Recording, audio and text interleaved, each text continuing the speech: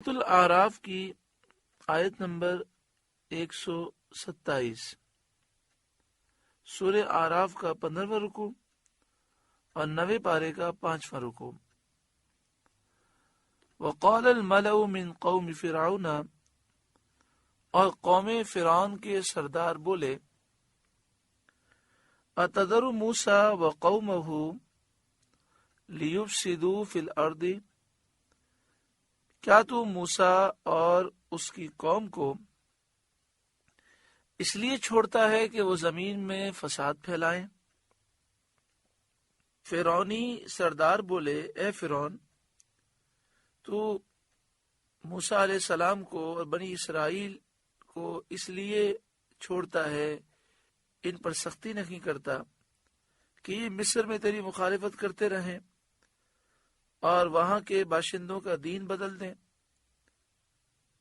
اور یہ انہوں نے اس لیے کہا تھا کہ جب جادوگر ایمان لائے تو جادوگروں کے ساتھ 6 لاکھ آدمی بھی ایمان لے آئے تھے۔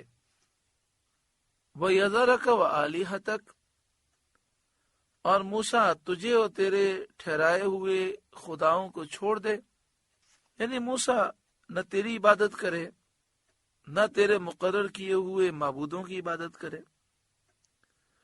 فرعون نے اپنی قوم کے لیے بت بنوا دیے تھے اور ان کی عبادت کا پوجا کرنے کا حکم دیتا تھا اور کہتا تھا کہ میں تمہارا بھی رب ہوں اور ان بتوں کا بھی رب ہوں۔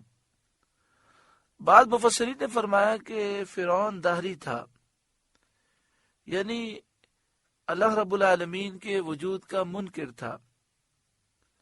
اس کا خیال تھا کہ جو عالم سفلا ہے، اس عالم سفلا کے مدبر کواکب ہیں، اسی لیے اس نے ستاروں کی صورتوں پر بت بنوائے تھے، ان کی خود بھی پوجا کرتا تھا اور دوسروں کو بھی ان کی پوجا کا حکم دیتا تھا، اور کہتا تھا کہ میں زمین کا مخدوم ہوں، مطاع ہوں، یعنی زمین کا رب میں ہوں، اسی لیے انا ربکم الاعلی کہتا تھا کہ میں بڑا رب ہوں۔ قال سنقتل ابناءهم ونستحيي نساءهم، فرعون بولا اب ہم ان کے بیٹوں کو قتل کریں گے اور ان کی بیٹیاں زندہ رکھیں گے، وَإِنَّا فَوْقَهُمْ قَاهِرُونَ، اور ہم بے شک ان پر غالب ہیں۔ قوم فرعون کے سرداروں نے فرعون سے یہ جو کہا تھا، کیا تو موسیٰ علیہ السلام اور اس کی قوم کو اس لیے چھوڑتا ہے کہ وہ زمین میں فساد پھیلائیں؟ ان کا مقصد یہ تھا کہ وہ فرعون کو موسیٰ علیہ السلام کے قتل پر اور آپ کی قوم کے قتل پر ابھاریں۔ جب انہوں نے ایسا کیا تو موسیٰ علیہ السلام نے ان کو نزول عذاب کا خوف دلایا اور انہیں یہ بتایا کہ تم پر اللہ کا عذاب نازل ہوگا۔ فرعون اپنی قوم کی خواہش پر قدرت نہیں رکھتا تھا، کیونکہ وہ موسیٰ علیہ السلام کے معجزے کی قوت سے مروب ہو چکا تھا۔ اس کی طاقت نہ تھی کہ یہ موسیٰ علیہ السلام پر حملہ کر سکے، اسی لیے اس نے اپنی قوم سے کہا کہ ہم بنی اسرائیل کے لڑکوں کو قتل کریں گے اور لڑکیوں کو زندہ چھوڑ دیں گے۔ اس سے اس کا مطلب یہ تھا کہ اس طرح موسیٰ علیہ السلام کی قوم کی تعداد گھٹا کر ان کی قوت کم کریں گے، اور عوام میں اپنا بھرم رکھنے کے لیے یہ بھی کہہ دیا کہ ہم بے شک ان پر غالب ہیں۔ لیکن فرعون کے اس قول سے بنی اسرائیل میں کچھ پریشانی پیدا ہو گئی اور انہوں نے حضرت موسیٰ علیہ السلام سے اس کی شکایت کی۔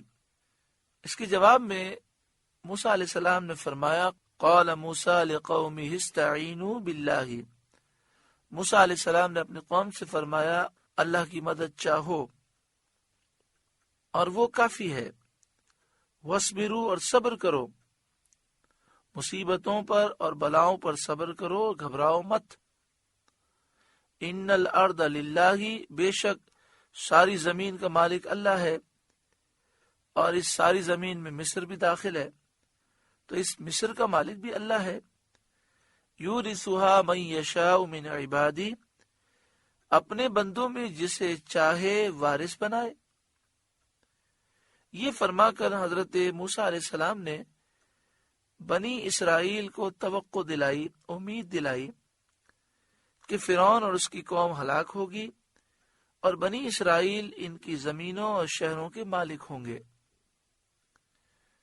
والعاقبۃ للمتقین، اور آخر میدان پرہیزگاروں کے ہاتھ ہے، انہی کے لیے فتح اور کامیابی ہے اور انہی کے لیے اچھا انجام ہے۔ قالوا اوذینا من قبل ان تأتینا ومن بعد ما جئتنا، بنی اسرائیل بولے ہم ستائے گئے آپ کے آنے سے پہلے اور آپ کے تشریف لانے کے بعد، کہ فرعون اور فرعونیوں نے طرح طرح کی تکلیفوں میں ہمیں مبتلا کر رکھا تھا۔ 70,000 لڑکوں کو قتل کیا گیا، 90,000 عورتوں کے حمل گرائے گئے، اس کے علاوہ ظلم و ستم ہوتا رہا،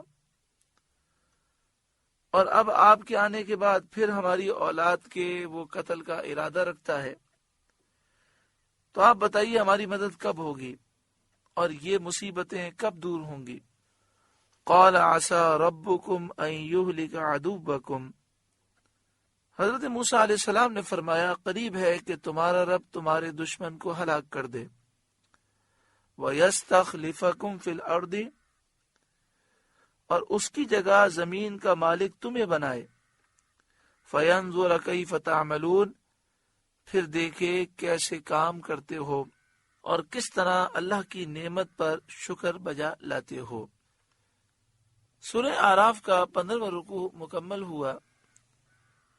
اس رکوع میں ہم نے یہ سماعت کیا کہ فرعون موسیٰ علیہ السلام پر حملہ کرنے کی طاقت نہیں رکھتا تھا، تو اپنی عزت بچانے کے لیے اس نے کہا کہ ہم بنی اسرائیل کے بچوں کو قتل کریں گے، ان کی بیٹیوں کو زندہ رکھیں گے، ہم ہی غالب رہیں گے۔ اور موسیٰ علیہ السلام کی قوم نے حضرت موسیٰ علیہ السلام کی بارگاہ میں عرض کیا اب ہماری مدد کب ہوگی؟ تو موسیٰ علیہ السلام نے یہ فرمایا والعاقبۃ للمتقین، کامیاب تو متقی لوگ ہی ہوتے ہیں۔ ہمیں چاہیے کہ ہم تقوی اختیار کریں، اللہ اور اس کے رسول کی فرما برداری کریں، صغیرہ و کبیرہ گناہوں سے اپنے آپ کو دور کریں، غیبی مدد ہوگی، اللہ تعالی ہمیں فتح و نصرت عطا فرمائے گا۔ حضرت خالد بن ولید رضی اللہ تعالیٰ عنہ سے ایک قلعہ فتح نہیں ہو رہا تھا، تو آپ نے اپنے ساتھیوں سے فرمایا، فوجیوں سے فرمایا کیا وجہ ہے، قلعہ کیوں فتح نہیں ہو رہا؟ کہیں ایسا تو نہیں کہ کوئی سنت ہم سے چھوٹ گئی ہے؟ تو انہوں نے کہا کہ ہاں، جنگ کی شدت کی وجہ سے ہم مسواک نہیں کر سکے۔ تو حضرت خالد بن ولید رضی اللہ تعالیٰ عنہ نے سب کو مسواک کرنے کا حکم دیا۔ تمام فوجی درختوں سے مسواکیں بنانے لگے اور دریا کے کنارے یا نہر کے کنارے بیٹھ کر مسواک کرنے لگے۔ اللہ تبارک و تعالی نے ایسا کرم فرمایا کہ جب کافروں نے سینکڑوں ہزاروں فوجیوں کو مسواک کرتے ہوئے دیکھا تو وہ ڈر گئے اور وہ آپس میں کہنے لگے کہ مسلمان دانت اس لیے تو تیز نہیں کر رہے کہ وہ بہت غصے میں آ گئے ہوں اور ہمیں وہ کچا چبا جائیں۔ ایسا روب طاری ہوا کہ وہ قلعہ چھوڑ کر فرار ہو گئے۔ انہوں نے مسلمانوں سے مقابلہ کرنے کی جرأت نہ کی اور مسلمانوں کو اللہ تعالی نے فتح و نصرت عطا فرمائی۔ اس طرح کے کئی واقعات شام کی فتوحات میں اور دیگر ملکوں کی فتوحات میں صحابہ کرام کے ساتھ وقوع پذیر ہوئے، ایسے کئی واقعات پیش آئے۔